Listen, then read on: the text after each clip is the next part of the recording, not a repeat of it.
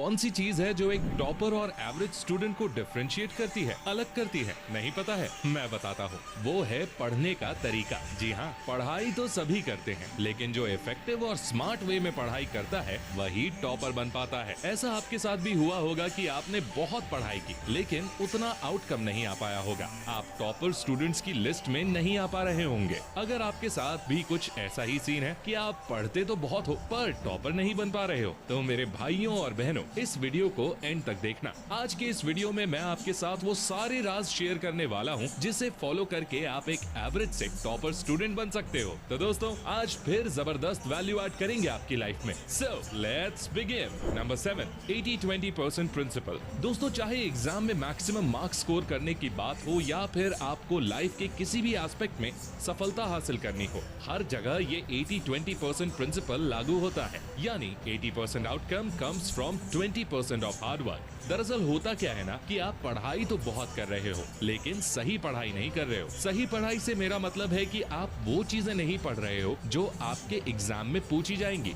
वो चीजें, वो कंटेंट जिसे आपका बोर्ड सबसे ज्यादा इंपॉर्टेंट मानता है। सुनो, क्या पढ़ना है ये सबको पता है, लेकिन क्या छोड़ना है ये बहुत कम ही लोगों को पता है। अब आप पूछोगे कि हमें वो 20% कंटेंट जिसे बोर्ड इंपॉर्टेंट मानता है वो कैसे पता चलेगा? बिल्कुल सिंपल है। प्रीवियस ईयर के क्वेश्चन पेपर्स का एनालिसिस करो। देखो कौन से क्वेश्चंस किस टाइप के क्वेश्चंस रिपीट हो रहे हैं। आपको एक पैटर्न समझ आएगा कि जो क्वेश्चन 2018 में आया था वही 2020 में पूछ लिया। याद रखना, नया पेपर अगर ताला है तो पुराने पेपर उसकी चाबी है। इसके अलावा अपने टीचर से डिस्कस करो कि कौन सी चीजें ज्यादा इंपॉर्टेंट है, और जब आपको पता चल जाए तो सबसे पहले उनको खत्म करो। उसके बाद जो बचा हुआ पोर्शन है 20% जो लेस इंपॉर्टेंट है, उसके ऊपर फोकस करो। Number 6, study in sequence. दोस्तों, आपको ये तो पता ही होगा कि जब आप पढ़ते हो और आपको समझ नहीं आता है, जब सब कुछ ऊपर से जाता है तो पढ़ाई में से इंटरेस्ट खत्म होने लगता है। जब तक समझ आ रहा होता है तब तक पढ़ाई करने का मन करेगा, लेकिन जैसे ही समझ आना बंद होगा आपका माइंडसेट चेंज हो जाएगा। वो सब्जेक्ट बोरिंग लगना शुरू हो जाएगा।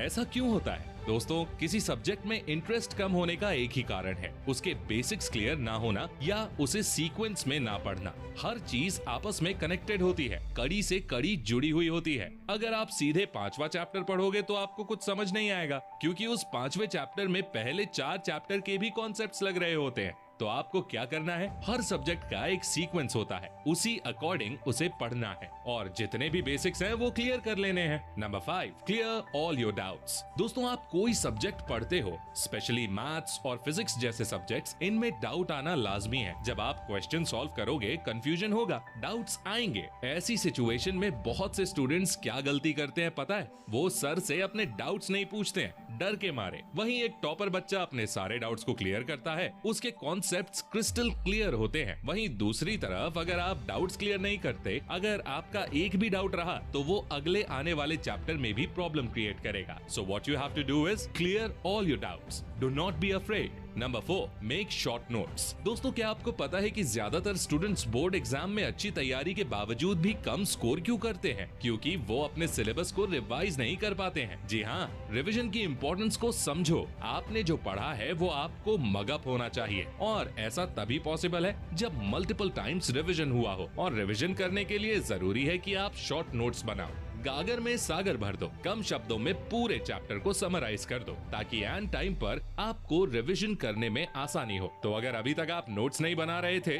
तो नोट्स बनाना शुरू कर दो। Number 3, teach to anyone. दोस्तों, कहा जाता है कि ज्ञान बांटने से बढ़ता है, और मैं कहूंगा ज्ञान बांटने से वो ज्ञान आपको लंबे टाइम तक याद रहता है। वर्ल्ड वाइड एक रिसर्च हुई थी मेमोरी के ऊपर। जो भी हम पढ़ते हैं वो हमें 30% याद रहता है, जो हम लिखते हैं वो हमें 50% याद होता है, लेकिन जो हम पढ़ाते हैं वो हमें 80% याद रहता है। तो आपने जो टॉपिक पढ़ा है वो किसी और को पढ़ाना शुरू कर दो। दरअसल होता क्या है कि किसी भी चीज को पढ़ाने से पहले वो आपको अच्छे से समझ में आनी चाहिए, और if you are unable to teach it, simply it means you can't understand it. ये बात कही थी एल्बर्ट आइंस्टाइन ने। अगर आप पढ़ा नहीं पा रहे हो तो इसका मतलब है कि अभी तक आपको खुद वो चीज अच्छे से समझ नहीं आई है। इसीलिए हो सके तो अपने दोस्तों को पढ़ाओ। Number 2, test yourself. दोस्तों, एक और सबसे बड़ी गलती जो बहुत से स्टूडेंट्स करते हैं वो है टेस्ट पेपर या सैंपल पेपर सॉल्व ना करना। जी हाँ, टेस्ट पेपर सॉल्व करके आप खुद में मार्क्स को बूस्ट कर सकते हो। ऐसा इसलिए है क्योंकि जब सैंपल पेपर सॉल्व करोगे तो आपको आपकी गलतियों का पता चलेगा, टाइम मैनेज कैसे करना है इसका भी आइडिया होगा, एंड सो मेनी थिंग्स। वहीं दूसरी तरफ अगर आपने सैंपल पेपर सॉल्व नहीं किए तो एग्जाम में आपको बहुत प्रॉब्लम्स हो सकती हैं, टाइम पर मैनेज करने में, और हो सकता है आपका पेपर छूट जाए। तो टाइमर लगाएं और पेपर सॉल्व करें। आपको पता चलेगा कि आप गिवन टाइम में पेपर सॉल्व कर भी पा रहे हो या नहीं। Number 1, consistency. दोस्तों, सपोज कीजिए 2 स्टूडेंट्स हैं। एक स्टूडेंट डेली 3 घंटे पढ़ता है कंसिस्टेंसी के साथ, वहीं दूसरा स्टूडेंट 6 घंटे पढ़ता है, लेकिन कंसिस्टेंसी नहीं है। आज पढ़ लिया, फिर 3 दिन बाद या जब मन किया तब पढ़ लिया। आप बताओ कौन अच्छे ज्यादा मार्क्स स्कोर करेगा? पहले वाले स्टूडेंट को जो रोज पढ़ रहा है कंसिस्टेंसी के साथ बिना बंक मारे। याद रखिए, slow but steady wins the race. आपको ना तो भागना है और ना ही रुकना है, बस चलते रहना है। तो दोस्तों, इसी के साथ वीडियो को समराइज करते हैं। सबसे पहली चीज जो आपको आज की इस वीडियो से लेकर जानी है वो है कि अपने सिलेबस में उस पोर्शन पर फोकस करना है जो सबसे ज्यादा इम्पोर्टेंट है। अपने डाउट्स क्लियर करने हैं और जो आपने सीखा है उसे दूसरों को सिखाना है। टेस्ट पेपर सॉल्व करने हैं और ज्यादा से ज्यादा रिवीजन पर फोकस करना है और रेगुलरिटी बनाए हुए पढ़ना है। तो दोस्तों, वीडियो को एंड करना चाहूंगा मोटिवेशनल पंक्तियों के साथ। सपना एक देखोगे, मुश्किल 1000 आएगी, लेकिन वो मंजर बड़ा खूबसूरत होगा जब कामयाबी